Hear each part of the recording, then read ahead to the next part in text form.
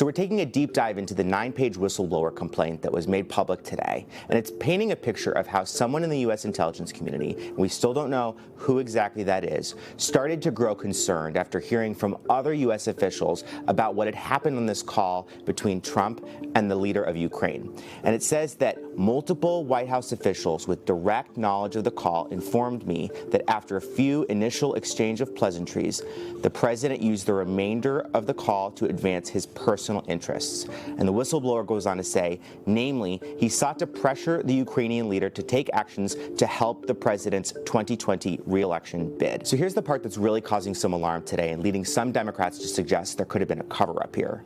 The whistleblower says that after this phone call, White House officials intervened to lock down the records of the call, and says this set of actions underscored to me that White House officials understood the gravity of what had transpired in the call.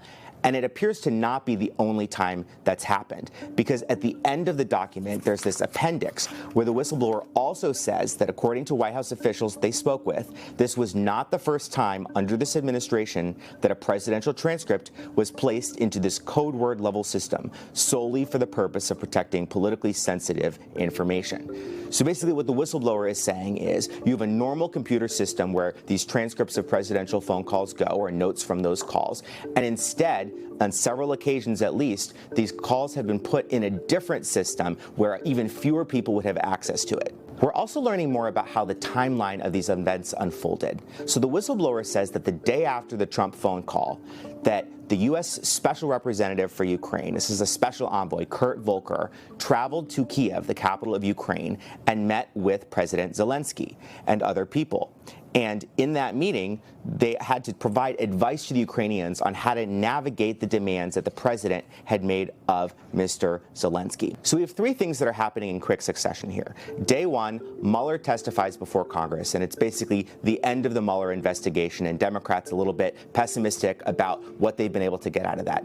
Day two, Trump has this phone call with the Ukrainian leader in which, according to what the whistleblower says, he pressured them to try to investigate Joe Biden and his son. Day three, senior U.S. officials go over to Ukraine to meet with the Ukrainians to try to help them figure out how they're supposed to respond to what the president is asking them to do. The whistleblower is also giving us new information about concerns that apparently were widespread among State Department and other U.S. officials about what Trump's personal lawyer, Rudy Giuliani, was doing in Ukraine. So we know from this document that senior State Department officials, including Ambassadors Volker and Sondland, who's the U.S. ambassador to the European Union, had to actually talk to Rudy Giuliani in an attempt to, quote, contain the damage to U.S. national security that was taking place as a result of what Rudy Giuliani was trying to do with the Ukrainians. The very last page of the whistleblower's complaint gets to the heart of what Democrats are claiming was a quid pro quo here. The implication that the U.S. would not provide military assistance to Ukraine unless the Ukrainians did Trump this favor by investigating Joe Biden. So in the very last paragraph of the whistleblower complaint, it says that the Budget Office had informed different agencies in the government that they would suspend all U.S. security assistance to Ukraine, and that neither the Budget Office at the White House nor the National Security Council, who was responsible for making these decisions, knew why this instruction had been issued. So there's a lot of new information here in these documents, but we don't know what we don't know. And the whistleblower complaint also refers to a classified appendix to the report, which is obviously not being made public. And also there are some redactions that you can see, parts where there's blacked out information that are not being made public, even in the whistleblower complaint that was released to Congress. So lawmakers will be eager to find out what, if anything, is still missing from the picture of what happened.